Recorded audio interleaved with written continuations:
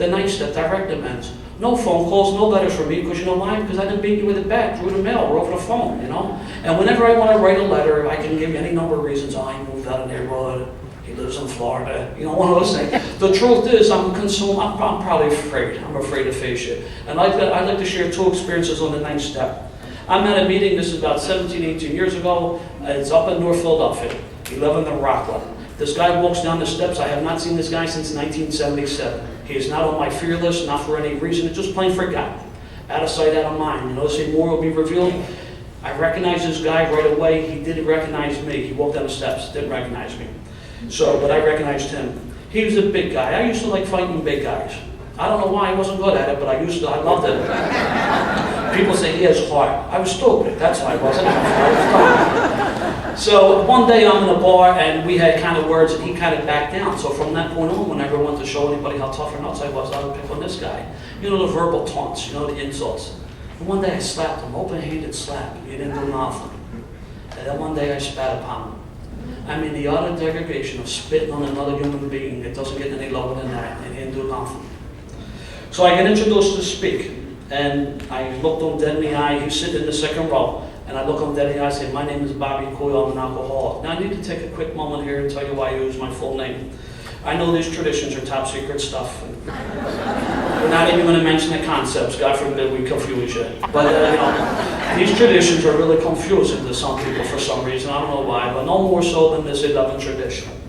All of a sudden we get sober, it's like we join the mafia, you know. Everyone got a nickname. You know, there's John the Brick and Jimmy the Coat and Frank the Fox and Pepsi George and Red Sweater Jack and Upton's Mary. You know, this goes on, right? Everybody in my neighborhood knows I'm a stark, raving, lunatic drunk. There's a little telltale signs. They come outside, I'm urinating in their car. My girlfriend throws the clothes out the window. Everyone knows I'm a drunk. God forbid my reputation should be tarnished by going Alcoholics Anonymous. It's just nuts. God forbid, 3 o'clock in the morning, you feel like drinking, you call information. Yeah, like that Frank the Fox's phone number. Or you want to go visit one of these beloved old-timers in the hospital. Yeah, I'm here to see John the Brick. Well, look, the 11th tradition is real clear. Personal anonymity at the level of press, radio, and films. That means you will never see my face clearly identified, followed by my full name, which is Robert Ignatius Benedict Coyle III,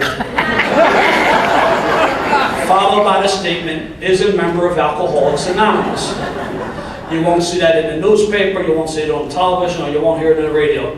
That would be a violation of the 11th tradition. When a so-called celebrity says that he's in recovery or he is sober, that is not a violation. It is only a violation when he or she clearly states that he is a member of Alcoholics Anonymous. In fact, Dr. Bob, in the Good Old Timers, which is one of my favorite books besides the big book, Dr. Bob said, when one drunk is anonymous from another drunk, that's a violation of the 11th tradition.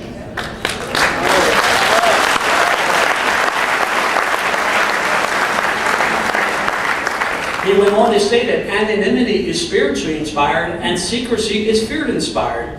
This is not a secret society. However, I have no right to break your anonymity. I need to respect that. I was very involved in the area back home. We use our full names. I mean, you're not going to find Bobby C in the phone book. And I dropped Benedict, even though that's back in vogue now. But you will find, if you ever want to track me down, I am in the phone book, Robert Ignatius Coyle III. I mean, that's there. 707 Sears Street. So, off that soapbox, back to the meeting, I looked this guy dead in the eye and I said, my name is Bobby Coyle, I'm an alcoholic. Then he nodded, then he recognized me. See, I was told that making amends is much more than saying I'm sorry, because for me, they're 2 words that don't mean squat. I was told making amends is about righting the wrong. Now, financial amends are easy for me. I go in the pocket, I pay you, or if it's a large sum of money, I go in a payment plan. I just don't step to you and say I'm sorry. It's an act of good faith. I got to bring something with me. But the most important thing is you don't exercise that behavior again. But what about the emotional damage or psychological damage? How do I make amends for that? I was told that I sit down and have conversations with people, tell them about my behavior, and again, not exhibit that behavior again. So, I figured if I publicly humiliated this guy, the least I could do is make amends to him publicly. It wasn't a grandstand. But when I said my full name, I'm Bobby Coyle, an alcoholic, then he nodded, then he recognized me. And at the end of my talk, I looked him dead in the eye and said, Bob, I said, I'm truly sorry. I told the group what I used to do, how I treated this guy. And I said, I'm truly sorry the way I treated you, and as long as I stay sober, I hope I never treat you or any other human being the way I treated you.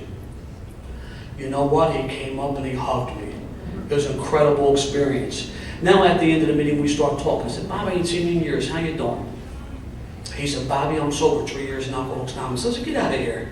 Now the arrogance creeps in, because everybody in Philadelphia knows me. I'm not saying that they like me, I'm just saying that they know me. I'm involved in the service. People know me, right? Now this meeting, I live in South Philadelphia, right? This meeting is up in North Philly, it's the 11th of Rockland. He's living up in Roxborough, which is considered like Northwest Philly, right? And so this is a meeting that he and I normally would not attend. Philadelphia tends to be very parochial, you know, you stay in your neighborhood. So I said, what brings you here? He said, Bobby, I was flipping through the meeting directory and I just want to go to a different meeting tonight. And when I flipped through the directory, for some reason, this meeting jumped out at me. Now, our meeting directory is 80 pages thick. We have 1,600 meetings a week in the city. And I am a firm believer that God, my God, put that guy in my path that night. I had two options. I did what I did, or I did what I always did. Which? When you have 8 siblings in a 10.5-year span, there is a close resemblance. And people would come up to me and say, hey, oh, you got me confused. You talking about my brother Brian or my brother Sean. I mean, you know. And I had to make amends to my brothers, you know. But that's what I did, you know. I'd like to share another experience on the 9th step. My home group for a while was a Stepping Stones group of Alcoholics Anonymous. I was at a business meeting one Sunday morning. I made a motion.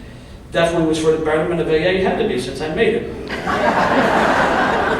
I wouldn't do anything else, you know. And so it's an amazing thing. My motion doesn't get seconded. Now every motion gets seconded, even the crazy ones, because you know it ain't going to get passed, but for no other reason you feel sorry for the poor to his eye. You know, that's a stupid motion, but I'm going to second it. Unless the motion goes along the line, like, I think the last meeting of the month we ought to have a quarter barrel in the back of the room. I can see that not getting seconded, but everything else is fair game, right? Not even more of a reason I was shocked, because my boy's in the room, Freddie. I mean, we're making eye contact. I'm looking at him like I'm going into fits, right? Like, he doesn't have my back. Now, which he broke the rule. See, I grew up in a neighborhood. You always had your boy's back, right, wrong, or indifferent. There were certain rules. For instance, you come to things like, you never dated anybody else's ex. You just don't do that. You say, you know what, I think you're cute, but you dated Frankie in the 3rd grade, I can't talk to you. It's a neighborhood thing. You know, you're out with your boy, he starts a fight, you have to get his back, you may get beat up over it, but you and him could discuss that later. But you always got your boy. It's just, you're growing up in a neighborhood, that's what you do. I mean, so I'm looking at this guy making eye contact with him, he doesn't second my motion. My motion goes down in flames, it doesn't get seconded. I come to the meeting, I never talk to him again. I see 4 or 5 guys in the room, I say hi to 3 or 4 of them, I will completely ignore them. One day I'm at work, my coworker comes up to me, he said, Bobby, Freddie Wheels is outside, want to take care of some sort of business? I peeked out the window, I said, tell him to take his fat ass down to City Hall, he can't do that here. A couple weeks later, that same coworker called me up, he said, Bobby, he said, Freddie Wheels died last night. And he said, the reason I'm calling you is because he always spoke so highly of you. As God is my judge, I cannot tell you what that motion was about, that's how petty it was. Here he was a guy placed in my path many, many times. He was a friend of mine. It shows you what type of friend I was. See, when I thought I was going to get off my spiritual high horse, I would make amends when I thought it was right. Put my path many, many times. And the moment that my coworker said, Bobby, because you always spoke so highly of you, I felt about you big. And I've been praying for Freddie ever since. See, that key word in the 9th step is wherever possible, not whenever, you know?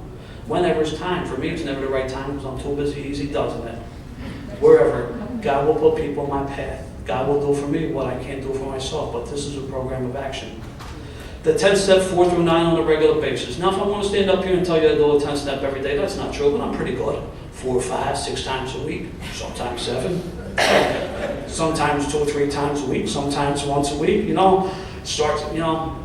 It's funny. I can now laugh. I think that's a gift in that. Yeah, I couldn't laugh when I first got sober. But you know what? I used to be one of these guys, if I'm not practicing these principles on a daily basis, no one knows but me. That's not true either.